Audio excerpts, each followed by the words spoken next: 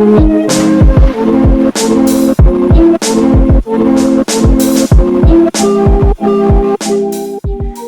and welcome to Exhibitionistas with me, Joanna, and my spectacular co-host, Emily. This is a conversational podcast where we discuss the body of work of an artist as seen through their solo exhibition. We're based in London, and our motto is, we visit exhibitions so that you have to. It doesn't even have to be the exhibition we talk about, especially if you live far, far away from London. And by the way, if you do, why not start an exhibitionistas club where you live? It could be fun. So we start this brand new year with an exhibition I've had my eye on for a while, Zanele Muholi's solo show at Tate Modern. Shockingly, Emily and I broke our own rules and we actually visited the show together. We'll let you know what the outcome was in the episode. After a hilarious take on Gladiator II by Emily, we explore Moholy's unique path into activism, photography, curated exhibitions, sculpture and self-imagery. Their last series, Somniyama Ngonyama, almost left us speechless. It's an exploration of the self and self-representation as plurality. From Moholy, their use of pronouns they, them, so they are non-binary, goes way beyond gender identity. They acknowledge their ancestors and the many ways that identity can be constructed, but mostly identity as multitude. Moholy says, there are those who came before me who make me. And I can certainly see where they come from. We are made from all the visibly recorded histories behind us, but also the ones that didn't make it to the present and remained invisible and untold. And this exhibition is very much about the latter. So let's do this. Come visit Moholy's exhibition with two chatty white ladies.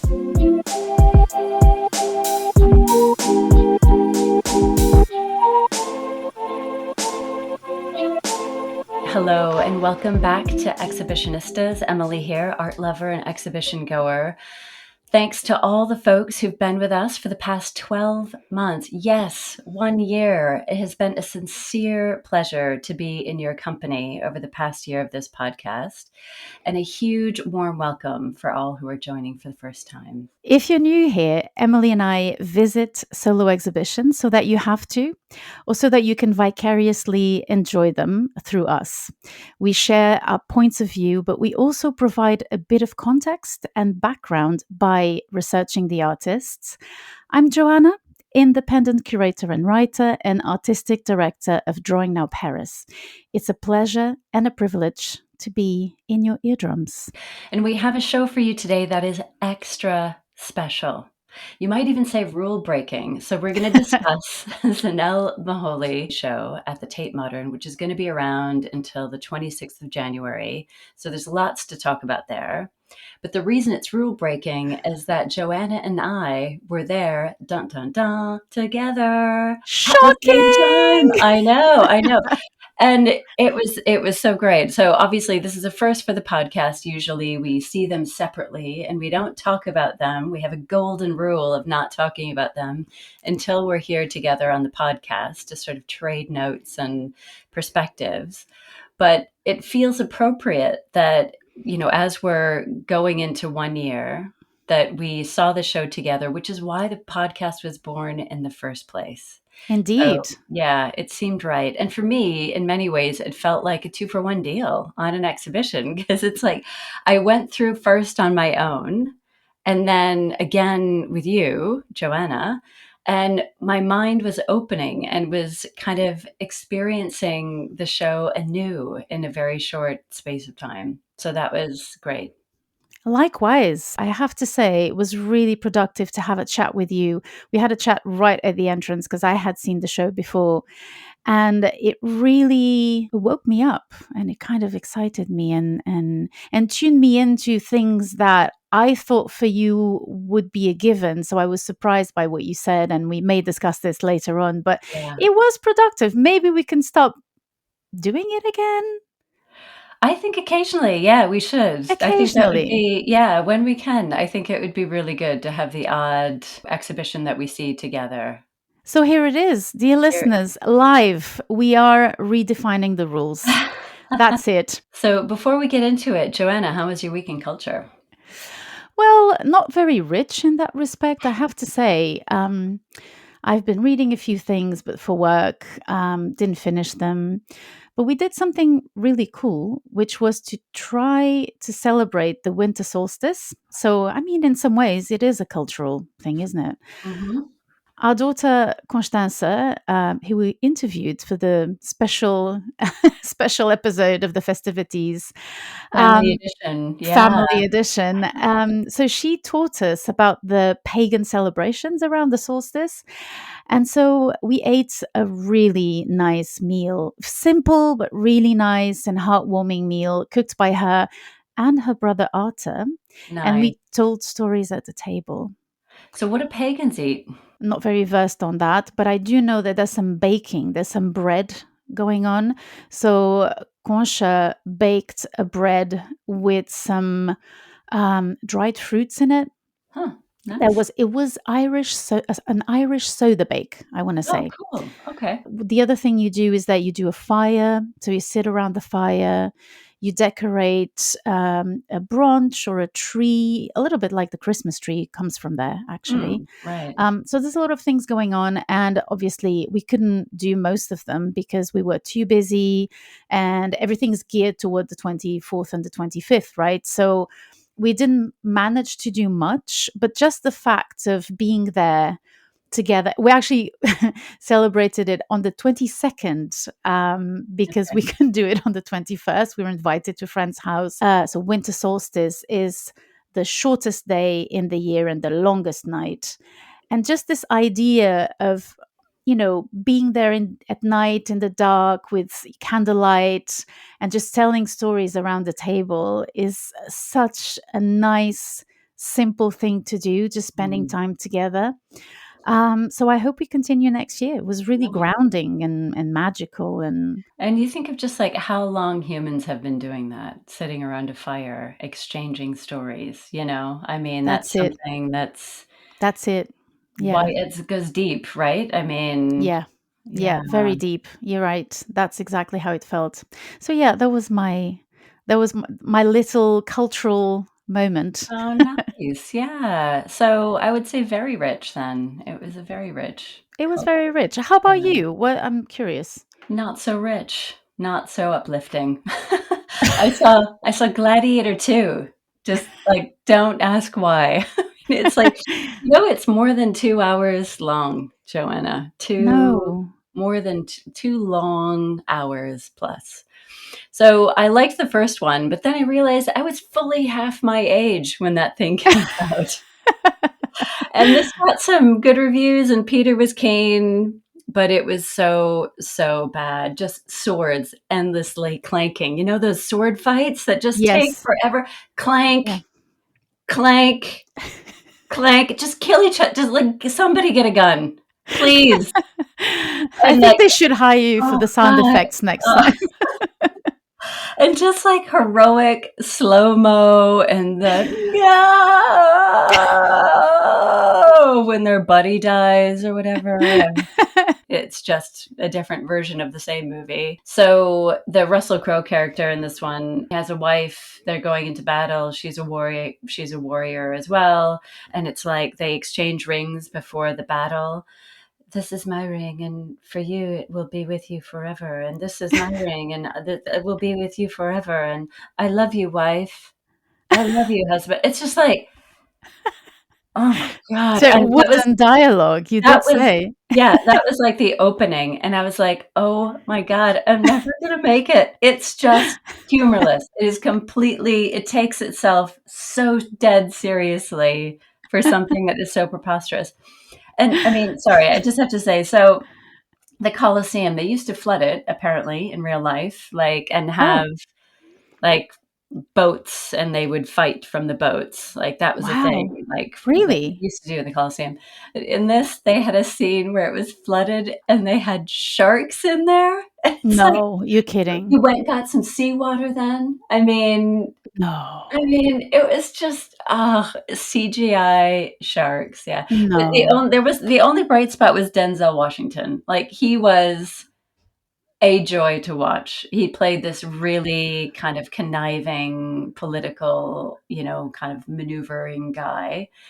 And he was really he made the 2 hours bearable at least. So you got 30 minutes out of it, Oh, when yeah, he was yeah, there in the yeah, scenes, and that's it for the yeah. whole 2 hours. I did take an extended bathroom break in the middle and sort of walked around the lobby and looked at the posters. So, yeah, So I that's take it you were not entertained. oh, nice. Good jow. Nice one. Oh Yeah, I was gosh. not, but, Zanele Muholi, very that's a bright spot, and we get to talk about that, so that's good news. Do you wanna tell us a little bit about the artist? Sure, absolutely, with great pleasure. So I'll just start by saying that we will mention sexual assault in detail, related particularly with queer communities. So if this is not for you today, dear listener, and if you haven't listened to all our episodes, dig into our portfolio. Just skip it this time. For example, the Sufiana Barbary episode also touches upon brown queerness, trans, and gender non-conforming people in a completely different way that might be more suited for you. So go there. And if you have listened to all of the episodes, bravo and thank Yeah, you. yeah. I visited this show twice, just a side note. And the first time, it made me think of the American photographer Nan Goldin, of how gently she celebrated an invisible community of people living at the very edge of the queer and artistic New York society she was part of, when AIDS, but also obviously a certain recklessness of nightlife and drugs, ravaged their joie de vivre, which is the least you can say about it.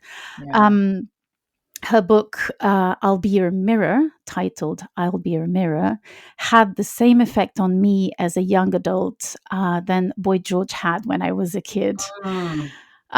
It just opens so many possibilities. But I digress, as there are parallels with Zanele Muholi, but also a specificity in the latter that is unique to South Africa, which is where the artist lives and works. So, Zanele Muholi is a South African artist born in 1972 in Umlazi, Durban.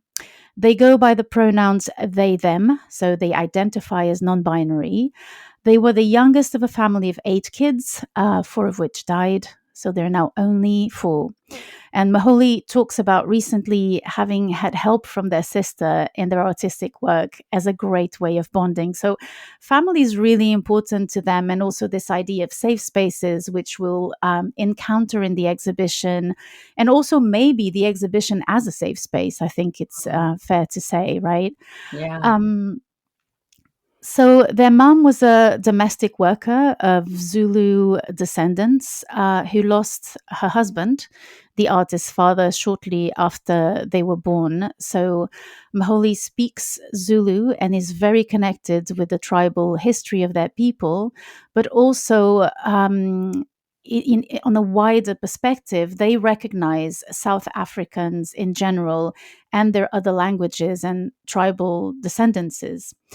So, in their 20s, Moholy lived in Johannesburg, working in different corporate jobs and also as a hairstylist, Mm. until they began working for the website Behind the Mask, which featured stories of rape, harassment, abduction, particularly in the queer community, that were hardly mentioned in the mainstream media. Such important work. I know that this is a South Africa context, but it just makes me think of there's a lot of work happening in the States around Native communities and women who've been disappeared and abducted and raped, murdered, etc. But it has not even penetrated at all. These things gain momentum and visibility. It's so impressive that they were there at an early time. That, Yeah, it really is. And also the fact that they're doing it in the present, as opposed to, say, for example, in Ireland, all the horrors that were inflicted on mothers out of wedlock, for example, Right. that we're kind of reckoning with now, but we are kind of correcting history. Whereas here, it really is in the present, and it's such a strong thing to do, and difficult as well, and dangerous, as we will see. So, continuing this strand of activism, in 2002, they founded FEW, so Forum for the Empowerment of Women, which could be pronounced FEW, which I find interesting. I don't know how they say it. So it's an association providing protection for women and advocating for their safety. In 2003, they enrolled in the Market Photo Workshop Gallery, which was a photography school founded in 1989 by the South African photographer David Goldblatt, who mentored them. So Moholy often mentions him and his generosity. I seem to remember that David Goldblatt even help them financially. So I hope I'm not saying anything wrong, but I have this idea because I remember in a video I watched Moholy saying that, and then quoting a Zulu proverb saying, "One hand washes the other," meaning that helping others creates a chain of support. And this was directly related to David Goldblatt, but also obviously to the community that they're showcasing and rendering visible. That one hand washes the other. It runs right through the exhibition as well. I mean, there's so many collaborators and participants. There's a lot of different people that meet them at different points in their work. That's absolutely true, and because of that, I think I just want to say a few words about Goldblatt. So he was a white man of Lithuanian Jewish descent. So his family fled the persecutions of Jews in Europe in the 1890s. So his photography, unlike anti-apartheid activists, was not focused on the violence, but on the people.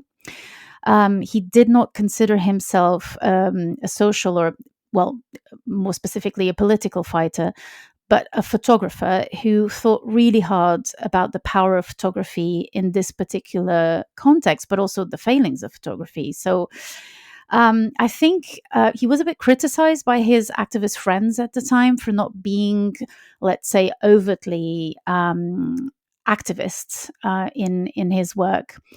Because what he did, I mean, his choice was to photograph people, their work, their life, and to provide extensive labels explaining the context in exhibition space or, say, in publications. He followed, for example, Black workers who had to endure very long and exhausting bus rides to work in the city, which was the effect apartheid had. So he focused more on the way people were affected by segregation rather than the violence inflicted on the segregated, which is, I think, something we're still debating today, the role of images. I think I've mentioned this before in regards maybe to Ari Dean, the episode where we focused on her exhibition at the ICA, because I always remember being very struck by the moment when George Floyd's George Floyd's death, murder,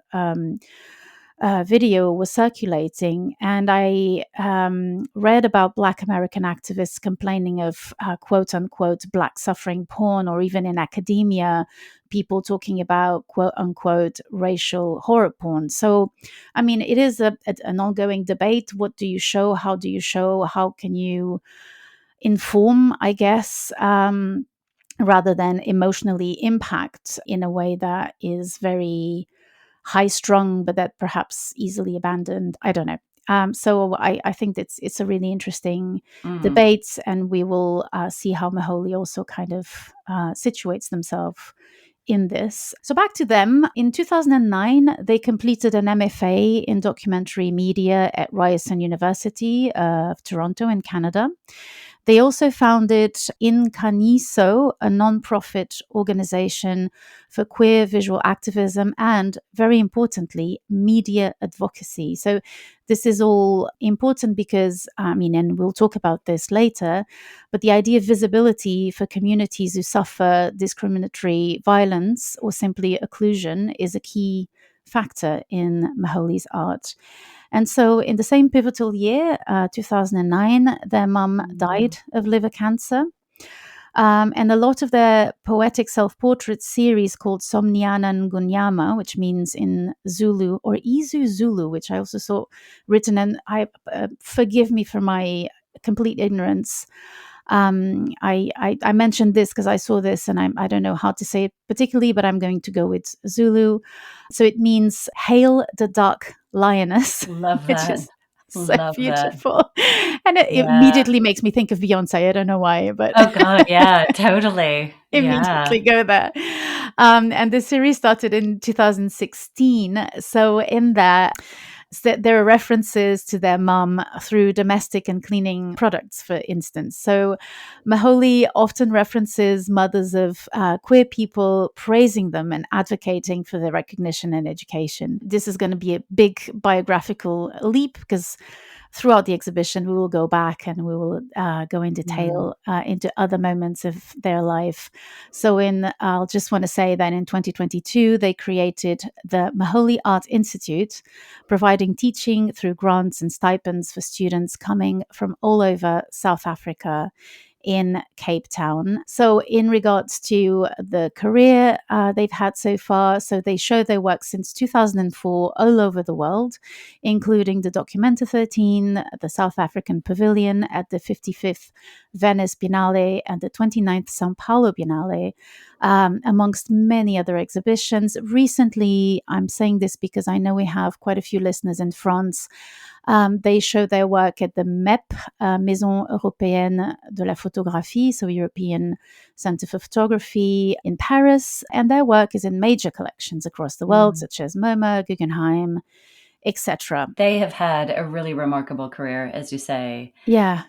And I'm just imagining them doing hair at the beginning of their career, working in the hair salon and corporate environments. And I think that just gives so much hope for young artists. Find the seam, find the thread, just keep making your way. Obviously not everyone is going to have this level of success, but you can feel pretty far away, or you doing anything artistic could feel very easily very far away, especially, as you say, when the subject matter is not easy subject matter. They entered it through activism. Yeah.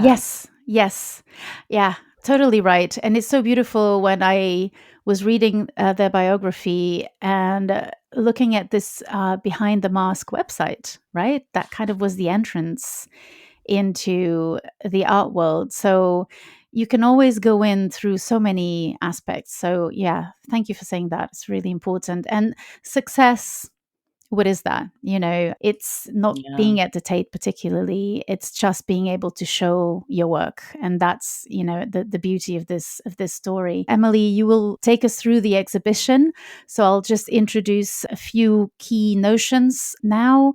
So the exhibition follows core projects of the artist across time, starting in the first room with a docu-photographic project titled Only Half the Picture, which was started in 2002, so the very beginning of their career, and which is really part of their activism work.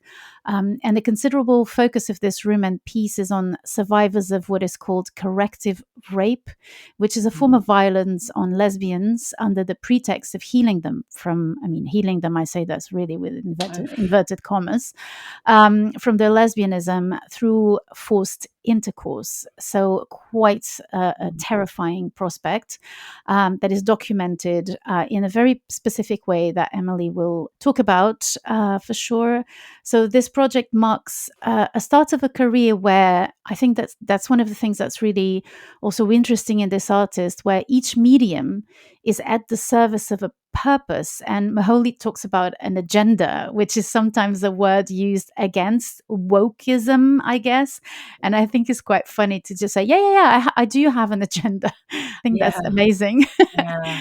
And they call this agenda, or I mean, they call their practice visual activism, which I find an interesting theme considering how Goldblatt was important for them in this poignant awareness of the insufficiency of the image to tell the story.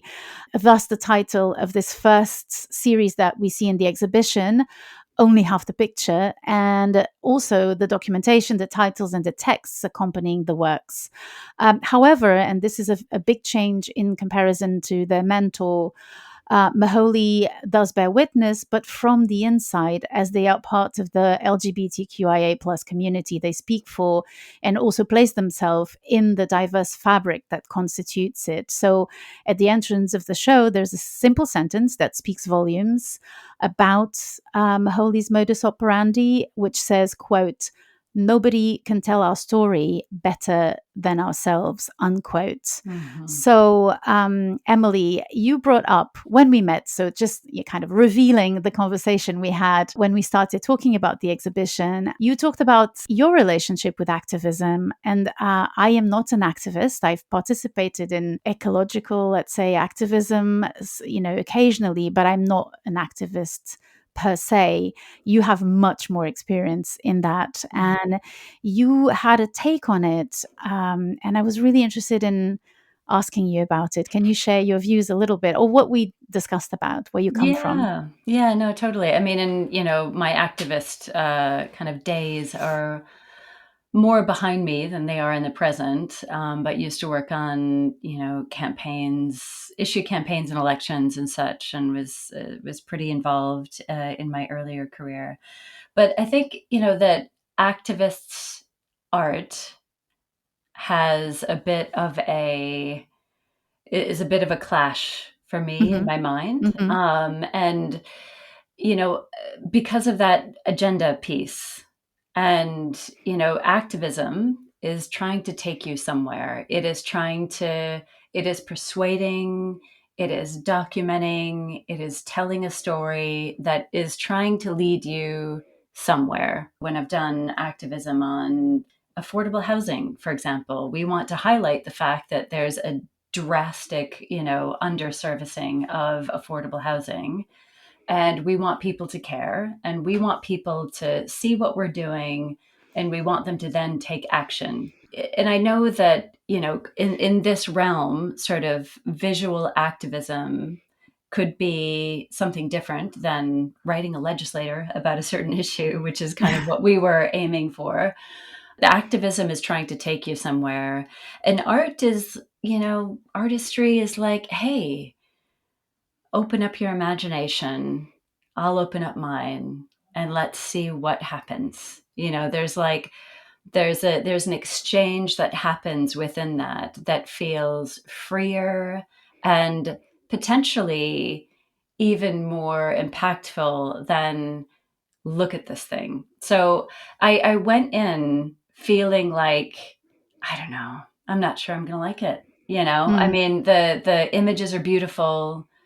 I don't know if I'm going to go away feeling how I would, ideally want to feel after an exhibition with just so many thoughts and ideas in my mind. I'll say I was selling myself short and selling Moholy short as well. The last room in particular, which we'll talk Mm. about, for me really soared in that artistic sense. Hmm. And the sculpture in the exhibition really soared in that artistic sense. The photography was primarily, in the rest of the exhibition, was documenting things.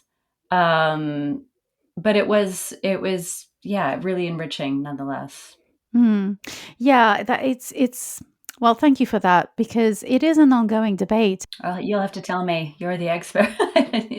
Yeah, it should art be political? That we have this conversation, people have this conversation about activism within the museum walls, and in the Tate permanent exhibition of the collection, there's a whole part dedicated to the Guerrilla Girls, for example, who focus solely on rendering the public aware of how little representation female artists have had in collections, in exhibitions, and they throw statistics at you and they throw information at you. And it is a question, should that be considered art or not? It will still be an open discussion. I've had my views on it change consistently throughout the time. And I think it's a valid point, thinking that perhaps the formalization and the quest for an aesthetic and a visual language can be undermined by a message. It is a valid point, for sure. But I also find it really incredible when you have this position where you are able to hold both. I mean, photography is this particular medium that has a very special relationship with reality. It does cut a piece of reality and bring it onto the image without providing context. And if you have a bit of context, then you're bringing to the museum people who wouldn't be there if it were not for this form of activism. So there's an open debate, and there's lots of positions about it. And I really like that you brought that in, because I presumed that you, being quite political and working in that area, you'd be all for it. I just accepted that without Yeah. questioning it. And the first thing you said was, I don't know about activism in the museum. And I thought, okay, well, that was unexpected. And that's the beauty of having these conversations. It is, yeah, it really is. And, even just in that first room, when we had this conversation and where I was talking about how activist and art is not necessarily something I gravitate towards. And you were saying, you correct me if I'm getting any of this wrong, but, your invitation was, but where else, as you've said, are we going to have time with these, people that we wouldn't normally be able to spend time with, and to see things you haven't seen before, and, be able to maybe process and accept them, which is true. And I guess whether or not that's art is the debate within the art world. But this first room is, well, first of all, the whole show is made up of photographs, but it includes really stunning sculpture, video, some activists' artifacts, and kind of a historical section about South African history. It's massive. So there's 7 rooms at the Tate. And it runs broadly chronologically with their earlier work at the start. But that first room is work from Moholy's first series of black and white photographs, Only Half the Picture, which you mentioned earlier. And it documents survivors of hate crimes in South Africa. So at the start of the show, there's that quote that you mentioned, "No one can tell our story better than ourselves." So they start with a very, very intimate version of this. These are extraordinarily intimate photographs. People are often without clothes on, sometimes showing scars, incredibly intimate moments. But the identity of all the subjects in the room are confidential due to privacy issues, as you can imagine, incredibly important with victims of domestic violence. There's one image of Moholy, their legs with slippers on and a coffee cup. And there's a image of a document, which is a case file for a domestic abuse claim. You see torsos of trans women who are transitioning, and so it's really powerful. I know I keep saying this word intimate. Even the way they use the camera, it feels like you are sitting next to these people, or you are almost seeing it from their perspective. Yeah. So as I mentioned before, there is text. So there's the titles of the works. There's the image, there's the titles, and there's at times a bit of text. And there were two things that really struck me in that room. One of them was a photograph, as you say, very intimate, but from the perspective of the photographer, getting really close to a body taken from the chest down with open legs, and then a pad, I think it's a pad or some tissue on the floor between the feet of the person with blood. And the text next to it is about, I think it's Moholy themselves. And it's about this idea that people think that butch lesbians don't bleed. And this idea that the butch lesbian doesn't belong to the female arena, as it were, and they are kind of outside. And it's a really interesting take because so Moholy developed into seeing themselves as non-binary, and non-binary people bleed. They have female or male genitals, but gender is not about that. That's the body. That's a function of some organs of the body for certain people. And it's a really good way of starting a conversation about these things. I think of Tig Notaro, who is often, so Tig Notaro is a woman. She identifies as a woman. She's a female comedian that I love, who has short hair, is a lesbian, and often talks about how she's misgendered all the time. And she's very keen on being seen as a woman who doesn't look like your idea of a woman. She's very aware of that, and she's quite adamant about it. And I think those things are very interesting. And so for me, that photo starts a conversation also about the stigmatization of bleeding for cis women. It doesn't only apply. That's where, for me, the activism kind of stops, because I know that there's a very specific context that photograph belongs to, but I think it can help more in a general awareness of even cis heterosexual people who have to hide their bleeding all the time and not talk about it, not share it with their peers, as they are growing up. And another thing that really struck me in that room was there's a vitrine in the middle with documentation, specifically about, I think, one of the first times these photos were shown in South Africa. And there's pages from the notebook you usually have in exhibitions, where you can write feedback. Yeah, that's right. Yeah. Right? Mm-hmm. And you have someone saying, this is anti-African, basically. Like, the white people brought gayness and brought queerness into this amazing masculine, feminine, like strictly masculine and or feminine space, which is a terrifying myth, because it's actually the opposite. I mean, not the opposite in the sense that it was brought to white people. That's not what I mean, but the opposite in terms of there is actually history of queerness in African peoples. So it was really interesting, and it was a very clear and way to have someone speak for themselves. Like, this was the person who wrote this, who is there in the exhibition. Mm-hmm. They are there, they're featured, their position is featured, and it's not counterbalanced by another text.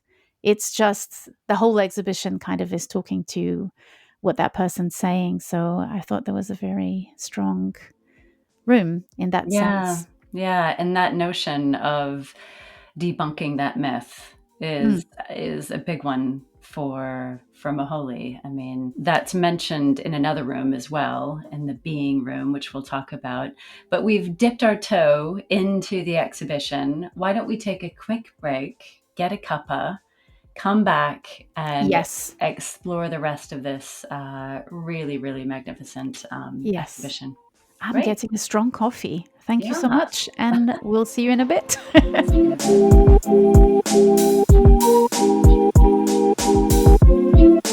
welcome back. We are at Zanele Muholi's exhibition at the Tate Modern. We have just finished the first room. So the next room is like a huge galley with huge portraits on both sides.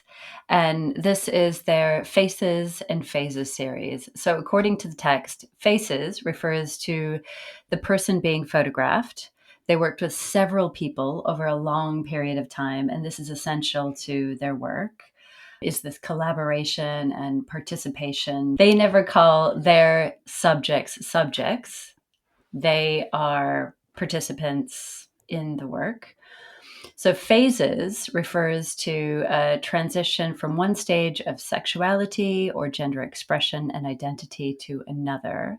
So the work is seen as kind of a living archive. You're seeing the same people in a few, I think sometimes it's just one photograph, but if they have only met with them once. But the artist normally works with someone over a period of time. So I started this in 2006. It's over 600 pieces in whole. There's about 120 pieces represented in the show. And you see people changing, they're aging, they're wearing different hairstyles, different clothes. They're expressing themselves over, different ideas in their lives. And it's really, it's lovely to see those transformations in very pedestrian ways that we all change, and also in some of the more dramatic changes in terms of, their gender expression in particular. Yeah, it's funny because rigid me read the text first, which I don't do all the time, but having seen the previous room, I thought, okay, it's important to maybe know the context right away.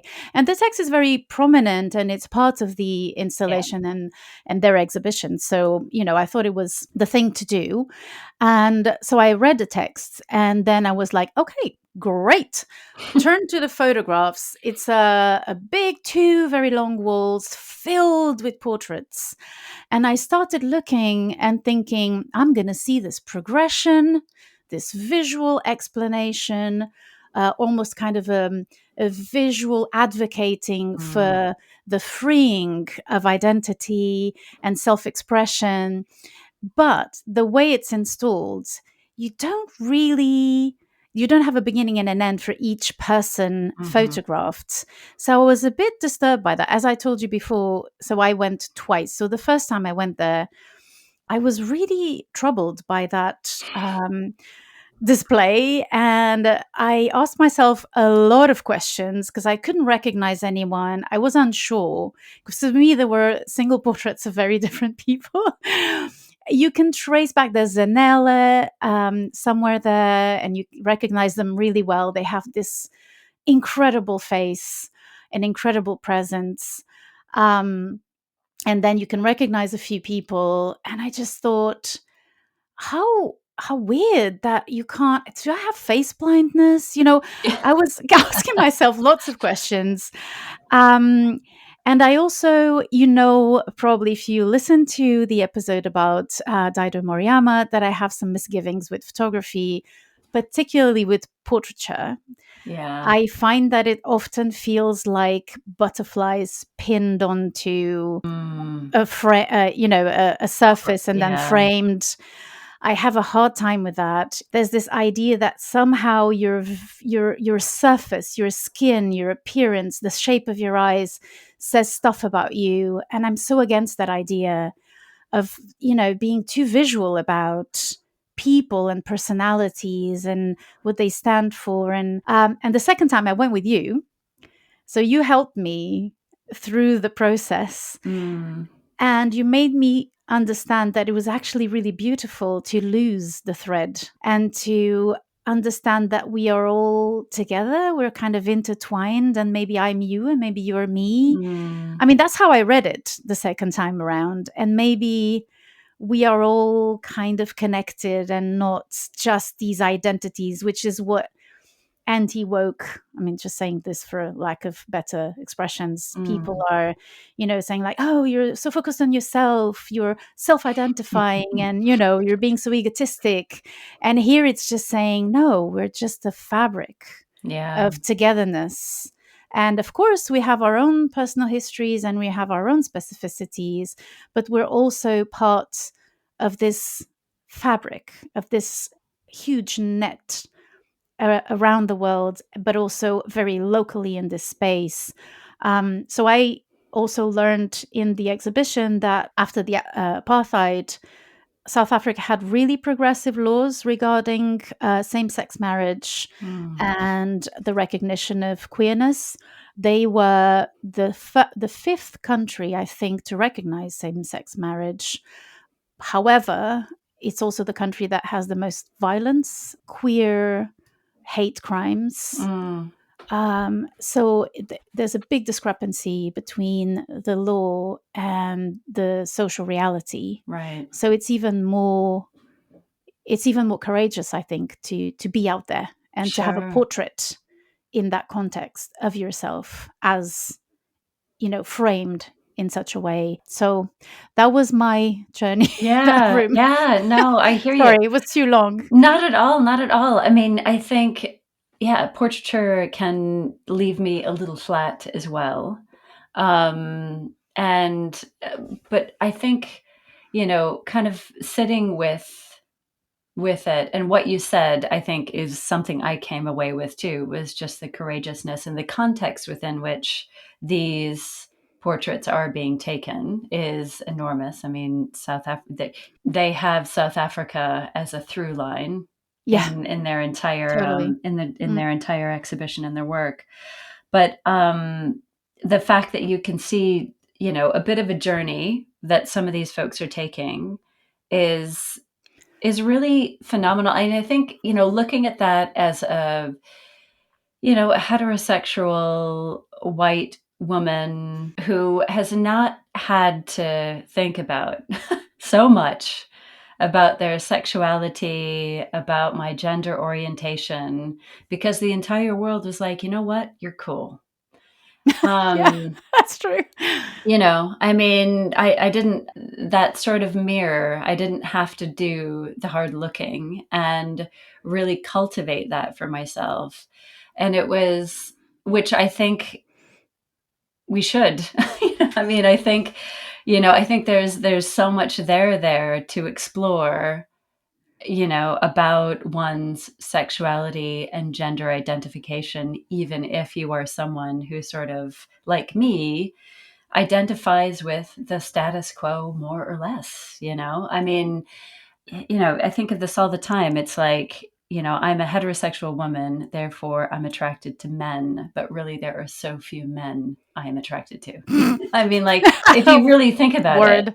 Yeah. it's like, so is that what sexuality is? I don't think so. So, but going back to the exhibition, I think it's such a gift to experience that on some level, and through these portraits of people exploring that for themselves and demonstrating that for themselves in such a definitive way. And the other thing that Moholy works with is the gaze. They are really tuned into that notion of the gaze, and Absolutely. and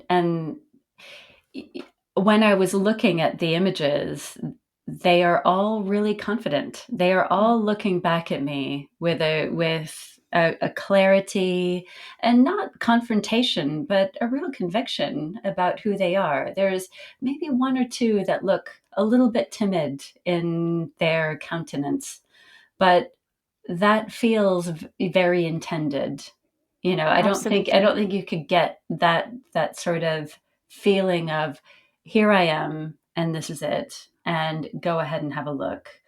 You couldn't get that if it weren't sort of really crafted into the work. They travel uh, all over. There's this love for South Africa as well. I know some people that live there or they're all from there, and you always hear about the violence.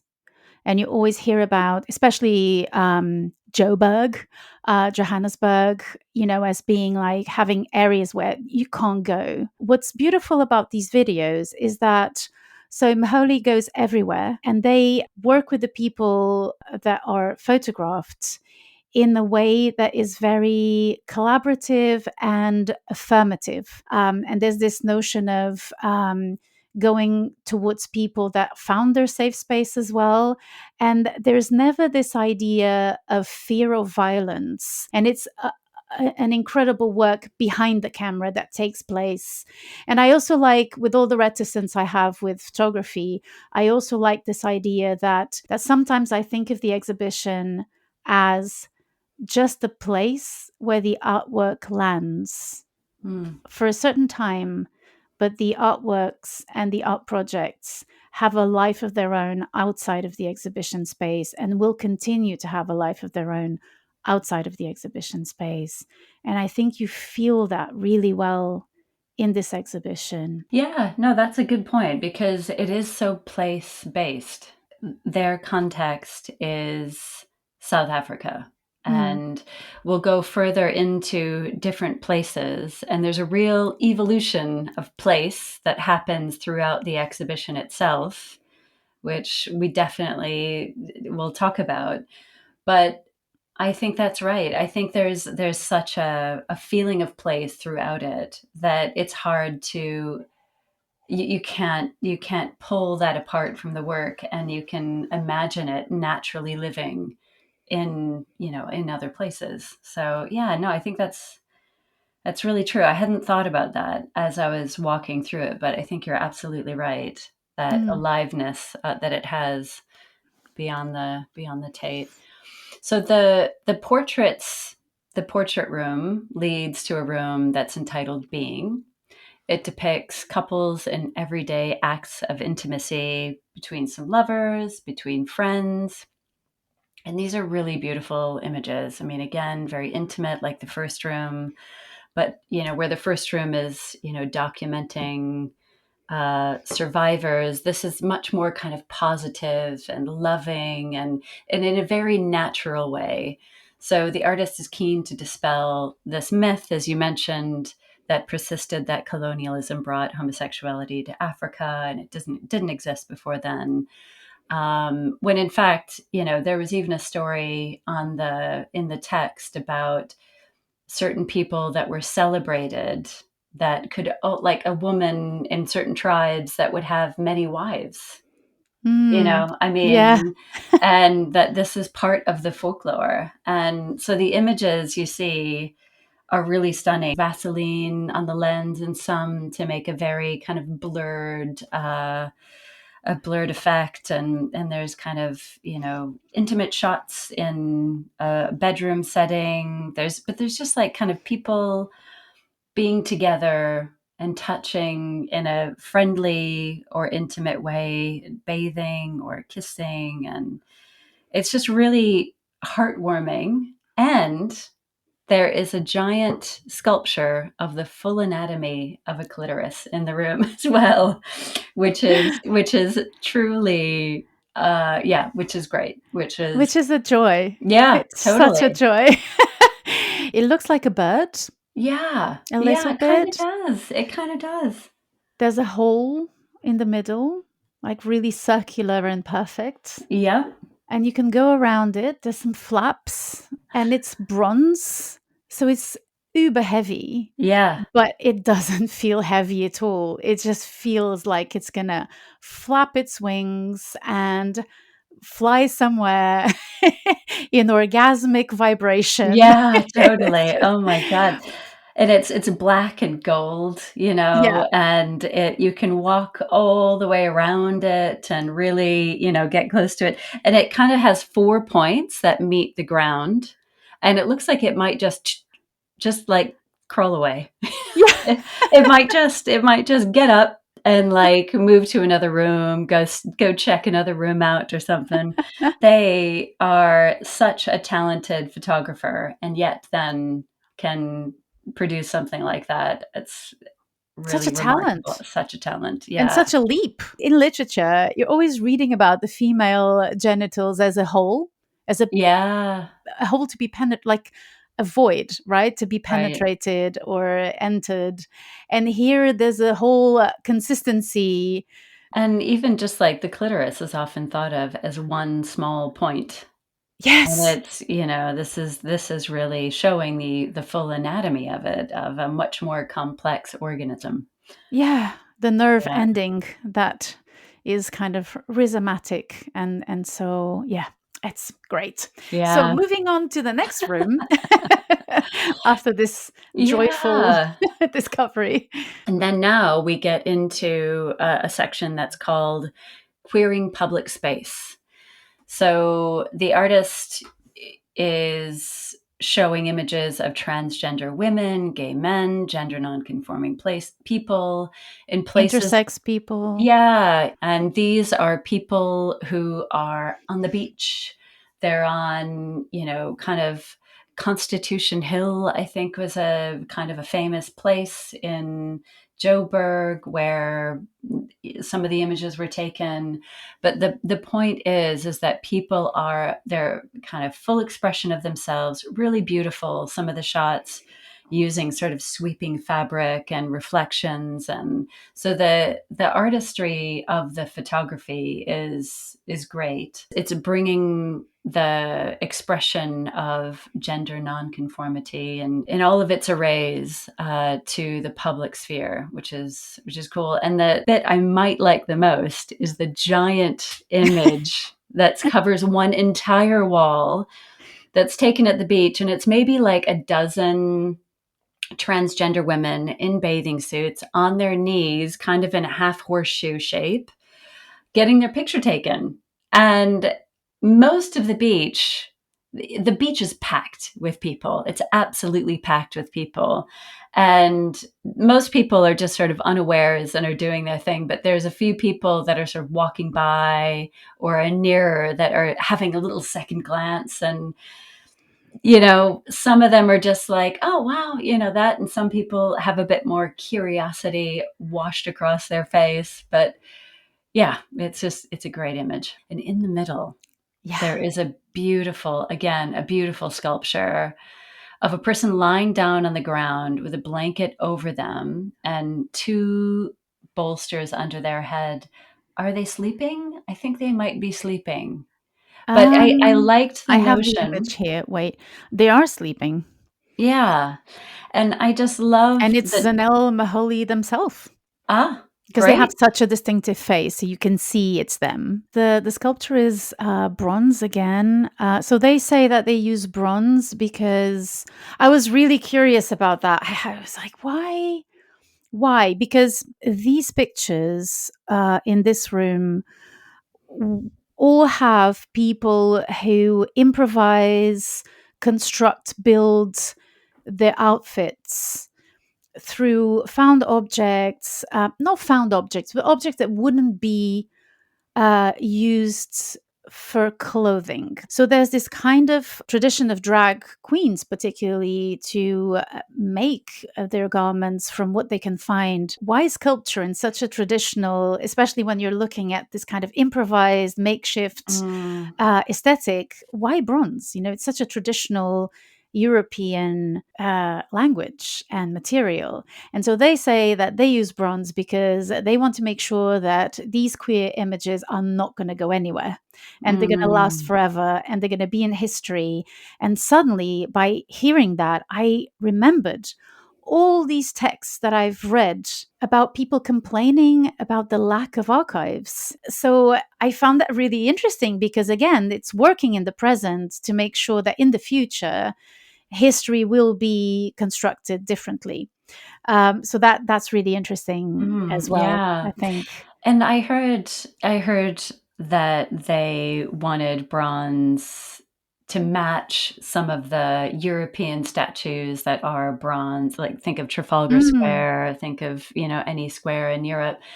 And that there was an exhibition, I think it was in Paris, where these bronze sculptures were outside in the manner that you might see man on a horse commanding, his army. That would be really wonderful to see, outside of the exhibition space and the white cubes of, galleries across Europe, and really out into the central square where they can be celebrated in the same manner that. So, I mean, I walk by those in London all the time, those big bronze sculptures of men. And I'm like, who is this guy? Everywhere. Yeah, Who exactly. is, I've never heard of him, I mean, and, it's like, but they're all the same. They're all sort Yeah. of, heroic figures in some kind of army garb of one time or another.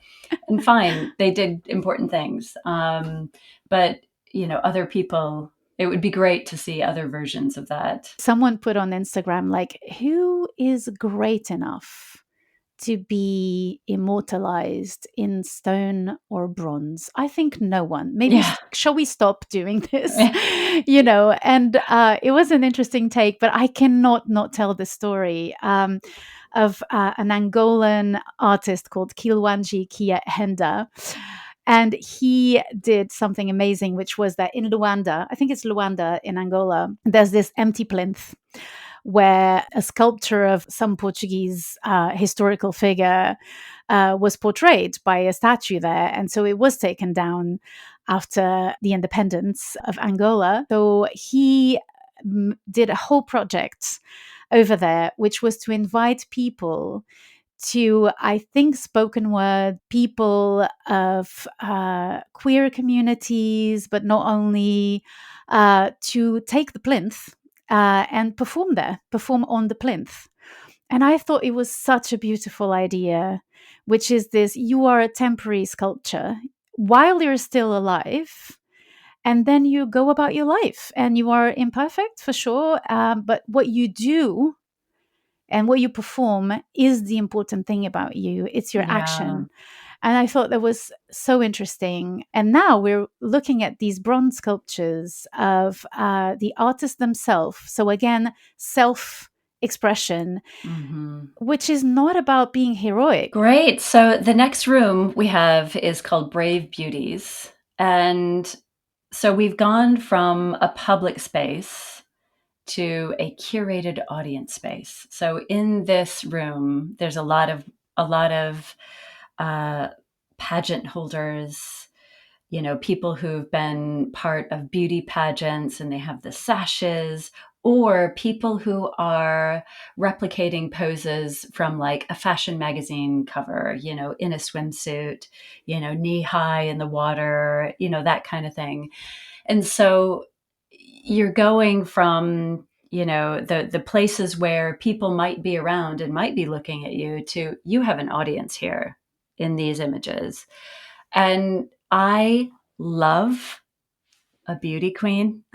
I mean, there is something so, beauty pageants themselves, checkered history, all of it. I get it. I get that it's a performance of gender that isn't always healthy, but there is something about the vulnerability of that goes Yeah. into those pictures, and also something very empowering about people who have been denied access to those, taking up space in that realm. In that room, there's a video, and the second room, so the following room, there's another video where these beauty queens speak for themselves, and then people who were of that LGBTQIA plus community that Zanele Muholi brings to the museum or to exhibition spaces speak for themselves and for their own experience. And they're so diverse. I Yeah. think one of the good things that it does, I think this exhibition, is to explain how diverse queerness is and how horrifying it is when you reduce it to just one aspect Yeah. of it, and how conflicting some of these positions are as well. I mean, so you're talking about sharing stories, which is the activists video, some of whom were involved in Sorry, the yes. Yeah. in the Faces and Phases project. So they're telling stories about how they're improving lives within the queer community. And I think what was important about that too is because of the stigmatization of queer people. I mean, this is in South Africa for sure, where it seems to be more pronounced, but I'd say everywhere. How just watching people talk about how they're caring for their communities just seems so logical when people start thinking about the trans issues and gender fluidity, and it can feel like turbulent waters. And watching those stories, it's just people talking about caring about people. I mean, it's just, there was just something just so, and who wouldn't want to be a part of that?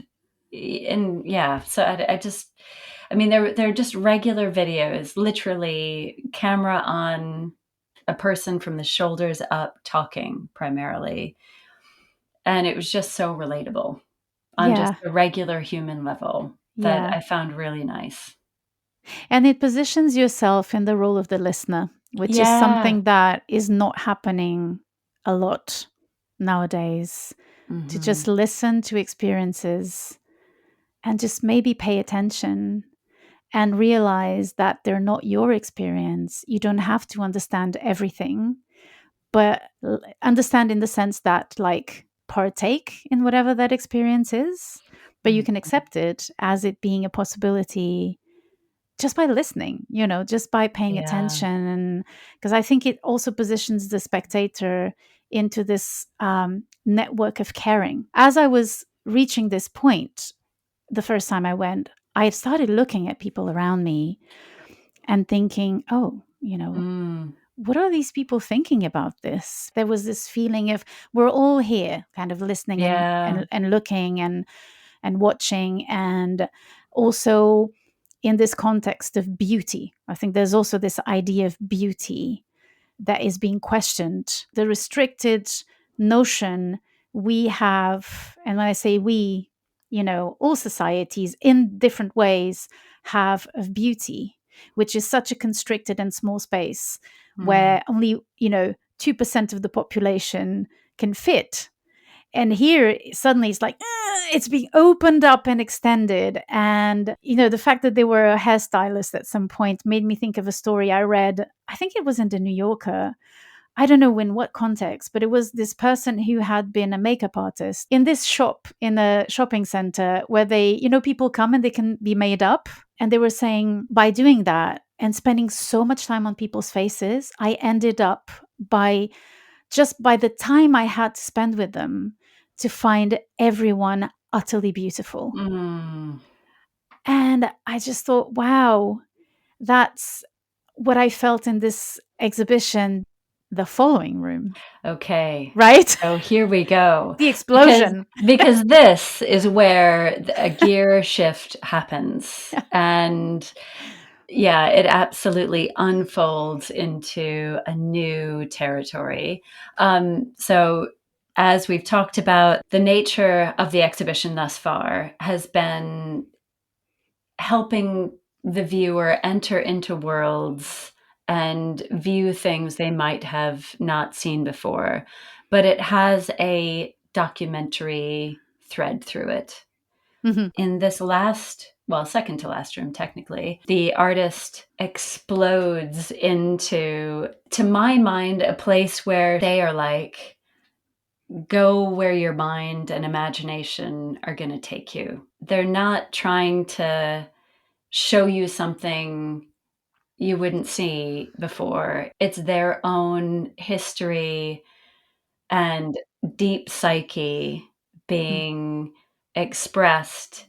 And hey, where does your deep psyche go when you see this? They are working with the gaze. All of these images are the artist.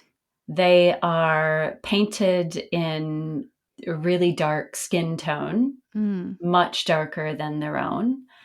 And there's a lot of wardrobe happening, I guess, Mm. is Mm. maybe a way to put it. They're black and white photographs as well. Exactly. Yeah. They're black and white photographs, and they are dealing more with racial identity here. And they are magnificent. Mm. Yeah. Okay, so they are a photographer. an activist, a sculptor, and the way they bring their presence to these images as a model, you cannot look away. I was so blown away by this room. The blackness of the skin is emphasized. So I think they paint themselves or they emphasize it in post-production. The lips sometimes are painted white, and the white of the eyes is emphasized as well. Mm-hmm. So there's this important statement about colorism as well. The idea of colorism is that you can go up to a certain point in blackness, but from a certain point onward, there's no way that's going to be deemed beautiful or even photographed, because one of the reasons there weren't many black actors in cinema for a long time is that, it's so hard to film very dark people, The So lighting is difficult. the lighting, and here you have the darkest of darks, and it's arresting, to say the least. But also the mise en scène is incredible. So I find this room very overwhelming because there is so much work onto each image. There's one, I'm not sure it's there. It's when I was researching this project where they were talking about the intricateness of blackness and of ethnicity. And they were saying, like, where are the Afro-Japanese people, for example? What about them? And so they clothed themselves in a kimono and like stuck these, I think were hair pins that would be Japanese like. So a lot of the imagery is confusing. You don't know exactly what it's saying. It's complex, and you can spend an hour, looking at each image. There's one where and we spent some time in front of it. The artist enveloped in bicycle tires. Yeah. And the expression they have is always very difficult to read. It's usually quite stern, but not always deep. It's very deep and concentrated. And so I read about that picture that they were relating to a particular event. And they were also thinking back to the fact that there was something called, and I hope I'm not misremembering, I think it was called necklacing, which was to put tires around Black people and setting them on fire, and thus killing them, obviously, in the most horrendous of ways. Again, a horrifying thing that is not identified as such. So that's also, I think, one of the strengths of, an artwork is when it's very personal, but also not wanting to give away all the history behind it. There is a variation of reactions that you can have to it according to your own background. And I found it really interesting, Emily, that you as an American will react to the imagery with your particular history. Do you want to talk about it? Sure. Yeah. So minstrel shows. Yes. Which was in the 20s, 30s, maybe even later. It erupted from vaudeville, and it was where white actors would put blackface on and mimic Black behavior in a really racialized, horrible way. There were some gestures that they used in some of the images that reminded me of that. So in a couple of the images, they wore white gloves, which is a common thing in minstrel shows. And some of the facial expressions also there were a couple with very wide eyes. And obviously just the black painted skin that was accentuating darkness of the skin. And that's what minstrel shows did. And there's so much American art from, that African American artists make that reference that as well. I mean, one kind of somewhat recent example is Donald Glover as Childish Gambino in his This Is America video. And he kind of dances around in sort of a minstrel show kind of way. But yeah, so there was definitely echoes of that in some of the images. So some of the background is that their mother was a domestic worker. And a lot of the wardrobe, I guess, in the images reflect that. So There's one with a lot of clothespins all around, and they are wearing a rug, like Mm, a rug you'd find on the mm, floor around their mm. shoulders, and it's clipped with clothespins. And there's one where they're wearing a really elaborate sort of woven bit of straw rope, I guess, around the neck. And their hair is high, and perched on top of their hair is a stool, like a short stool Oh, yes. Yes. that you might sit on to clean the floor. And I was looking at that, and with all of the images, they are so arresting in their gaze. I mean, you cannot not look at these, and everything about the backdrop. And I can just imagine how many hours it took to craft Oh, these boy. images and Yeah. get together, because they are just full as full can be. But looking at this and thinking, it's a bit ridiculous in a sense that they have a stool on their Mm, head, mm. and yet there is nothing funny or whimsical about it at all. It is conveyed with power and intention, and you engage with that visual in such a different way. I feel like they could have they could have just veered off a little bit, and it would have felt like, but they just kept to the power of the gaze. I It didn't really think of that. That's so true. Because as you were speaking, I was thinking it's very humorless. The Yeah. the exhibition and the subjects, well, not subject, participants in the portraits are the ones bringing humor, should that be their personality. But Zanele Muholi themselves has this seriousness and this sternness. And it while you were talking, it made me think of Hannah Gatsby and her show Nanette, where she completely upturned the deflection by humor of your weirdness or your difference, which is something that you do to protect yourself, but also end up by negating your identity by making fun of it. And there was a lot of talk about that in stand up comedy, where, if you're fat, you make fun of being fat. If you're this, you make fun of being this. And yeah, I did not think of that. But it's even in the videos I watched of Holy, they have this very um, deep presence, Mm, this very aware presence of others.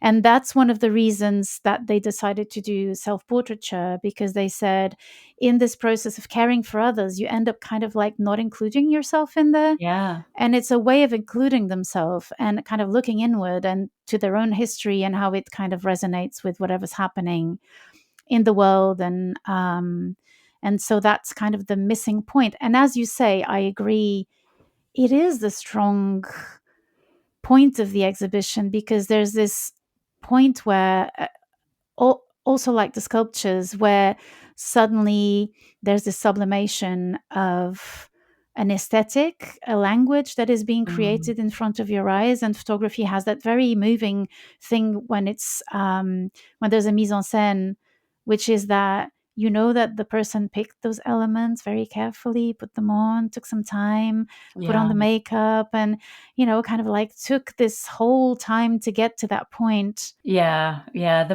I agree, I agree. I mean, I think that room really felt like it opened my mind in a way, and my imagination, and took me into something in a way I didn't expect, and I wasn't sure would happen in quite a documentary style, exhibition. But yeah, it was fantastic. And there's apparently a book of all of those self-portraits. They have been working on that since 2012, so there might be a lot of additional images that weren't in the exhibition itself.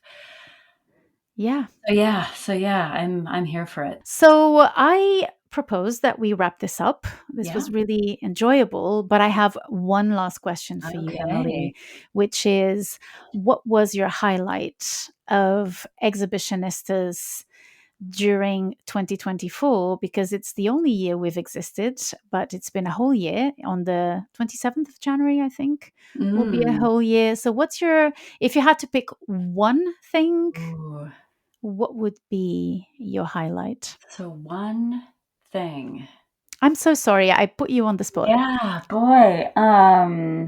Philip Guston was the first one that I researched. And so that has a very strong presence in my mind. And that exhibition I thoroughly enjoyed it. But yeah, I mean, I think that one, but also I would say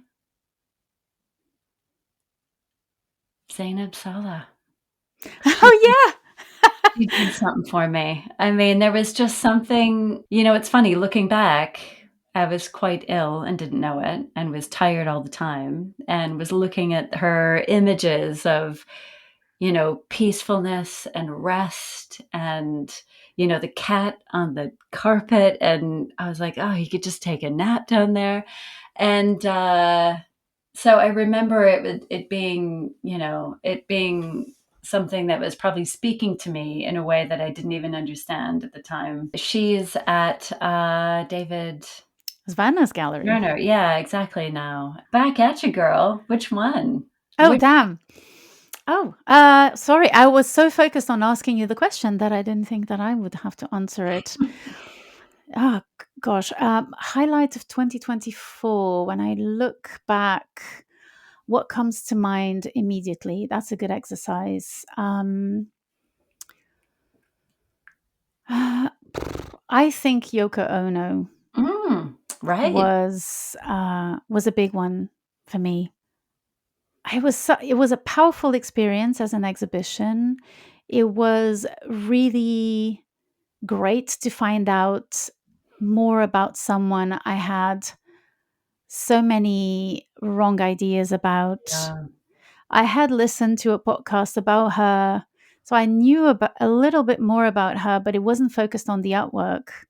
And just being able to rewrite history for myself while realizing that I had Grapefruit, the book, in my home all this Mm. time and didn't even realize. I mean, I did, but do you know when you know?